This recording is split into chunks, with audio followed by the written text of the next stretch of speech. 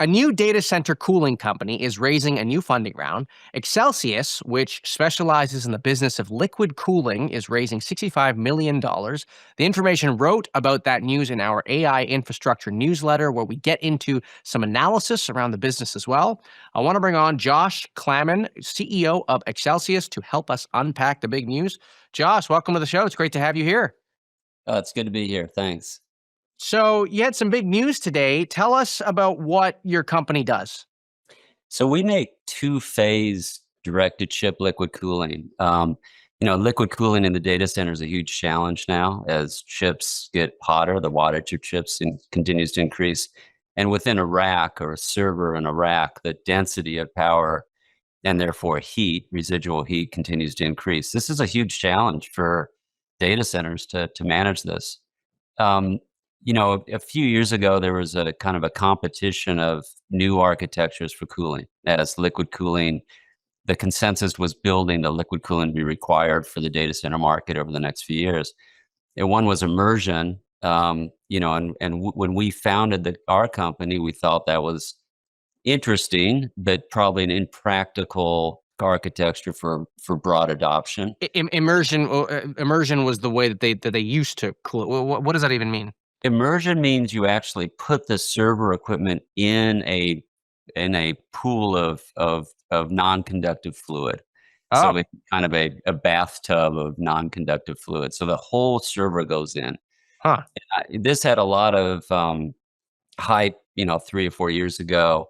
I think it captured sort of the attention or the imagination of the lay public. It seemed like sort of science fiction-y. Yeah, So that was just out put it in there. a pool. Yeah. Yeah, and then water. Simply, pumping water over plates that are installed on top of the chips. Basically you have a couple variables there. You can pump water faster for if it's higher heat, or you can pump colder water. But it's limited. And we see with the next generation of chips and the one after that, the concentration of heat is going to be such that water is going to struggle through convection or sensible, what it's called sensible cooling. It's going to struggle to carry that heat off. So Excelsius founded a company to develop a really fit for purpose cooling architecture for data centers going forward. And it's And based on, sorry, go ahead. how does it work? Yeah, tell us. Yeah, it's based on two-phase physics, which means you pump a fluid, a non-conductive fluid, over a plate on top of the chip, and you orchestrate a phase change, so from fluid to vapor. Okay, And if you think about your high school physics class, I'm thinking about it right now. Yeah. okay, there you go. It captures a huge amount of heat energy by creating that phase change, much more than just convection cooling or carrying that heat off without that phase change could do.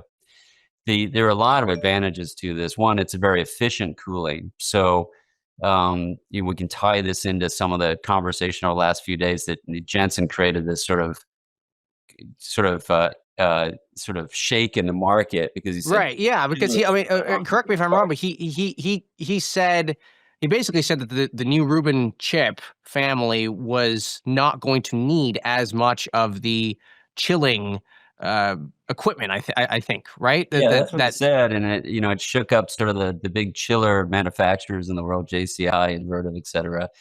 We don't think that's true. We think that data center cooling is going to be a challenge, and you need to reject that heat efficiently. The reliance on chillers will continue to decrease because you will be able to warm that what's called the primary water loop in the data center up. The interesting thing is that for every 1 degree C, you don't have to cool that water. You save about 4% energy a year, which obviously for a scaled out data center is incredibly material. So I just want to understand this. Are you suggesting that basically what Jensen was saying about things not getting as hot and us not needing as much cooling equipment, is it your view that that's not going to be the case and that they're still going to produce as much heat? This is going to still be a problem? Well, I think that the here's what I'll say. I am not as confident that water-based solutions, so just pumping water over chips, is going to create that efficiency. So I do not share Jensen's confidence in that. I do think two-phase technologies will allow that water loop to be warmed to X degrees. Say he used the 45 degrees C. I think that's a good benchmark.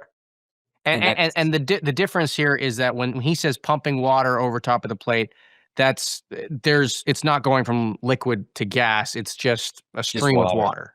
It just Okay, it's called single phase water cooling typically, as opposed to two right, phase refrigerant cooling.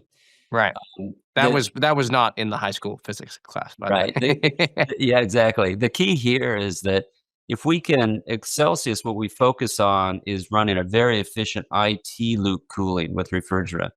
It still connects to a primary water loop, but because of the efficiency, we can keep the case temperatures of those GPUs down below throttle point and still warm the water in the primary water loop that does heat rejection through that chiller or that dry tower heat rejection loop. So I think we have if you take away from Jensen's message that we need to think about data center efficiency, and that any inefficiency, any sort of wasted watt coming into the data center is not a good thing, particularly when you're talking about 500 megawatt or 1 gigawatt data centers. We agree completely with that. We just think the best approach is to go to two-phase cooling within the IT loop, and we're I the want lead in that to sector. I want to ask you about the data center story at large, given that Yeah. you probably work with all of these companies that are trying to build these facilities faster than ever before. Mhm. What are the biggest challenges that you see them facing?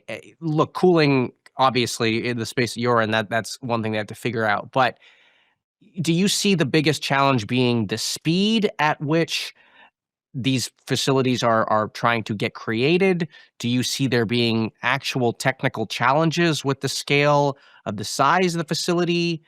I mean, and in the end of all this, I'm sort of wondering, uh, yeah, demand is sort of what this all depends on, but do you get facilities that at all maybe pause or even cancel their construction because maybe the landscape changes?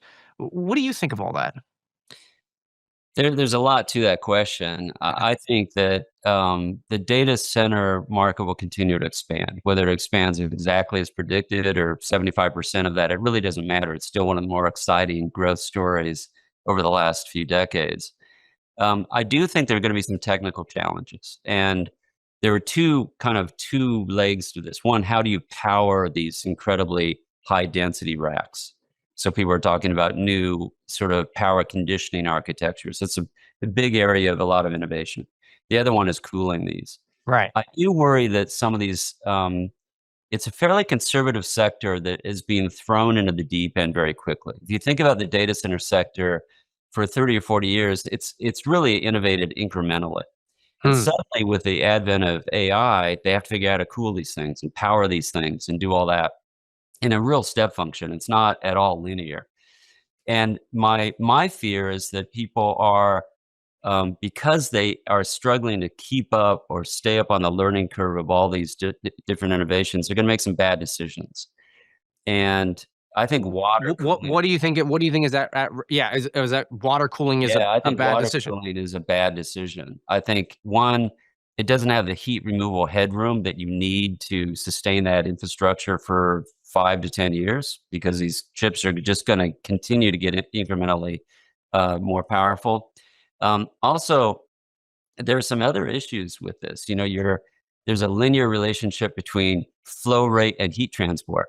So if a rack goes from 50 kilowatts to 100 or 100 to 200 kilowatts, or now we're talking about 1 meg racks, you're talking about flow rates of about 1.5 liters per minute per kilowatt. So if you go to one of these trade shows, you'll see that the back of racks have fire hoses, literally fire hoses connected to the back. To me, that's impractical. If there's a leak, you're going to have what they call blast radius of water spraying across very expensive server equipment that's going to destroy a lot of equipment.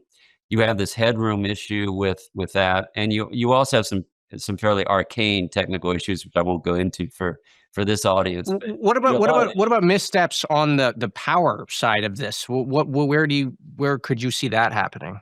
Well, I think there's experimentation with DC to the rack now rather than AC. So you hear a lot about 800-volt DC to a rack. There are very few companies on earth who know how to do that. So there's a lot of innovation happening there and a lot of the same tech adoption issues that we're facing on the cooling side. How do you give a sector the technology they need while saying, "Hey, we know it's new technology, but you're going to need it," right? So you gotta start adopting this stuff. I think some of the power conditioning folks are facing those same fairly typical tech adoption curves, which need to be just incredibly compressed now to match the demand in the market. And so, last question for you here. All these projects that are getting announced from big tech companies, fast growing tech companies, there's data centers popping up in every state now. It seems, and the state governments are getting behind it. Is there a chance at all that some of these projects don't pan out and that it was a nice looking press release, but 3 years down the line, maybe it wasn't able to sort of, be constructed either cost efficiently or fast enough? What are you expecting down the line here with all of these data centers that we're seeing? I think you are seeing some risk there. And I think a lot of it, you see an announcement, we're going to break ground on a 1 gigawatt data center or whatever. Well, do you have the generators? The lead time of generators is like 24 months now. Do you have transformers? So I think there is a little bit of kind of a Pollyannish sort of attitude in the market, like we'll pull it together, we'll implement as planned. I think Yeah, there could be some delays. Whether the demand itself actually is realized and these centers are built and these LLMs are scaled out and then the inference centers come into kind of place as predicted, that's a little bit above my pay grade. My expectation is that the hype is a little bit beyond the demand right now, as it typically is and when you have breakthrough technologies. I think there's going to be kind of a couple rough years where people reassess, but then it'll kind of line up from that point going forward. great. Well, Josh, I want to thank you for coming on. That is Josh Claman, the CEO of Excelsius, here on TITV.